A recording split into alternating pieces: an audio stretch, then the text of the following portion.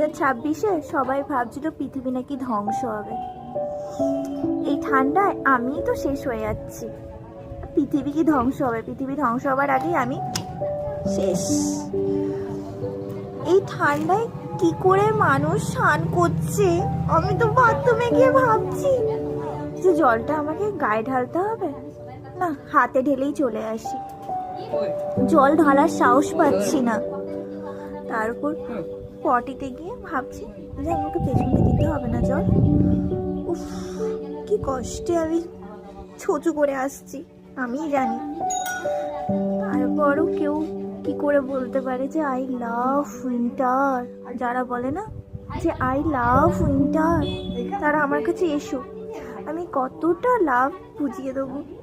ঠান্ডা জলে যখন পুকুরে ডোবাবো তখন বলো আই লাভ উইন্টার।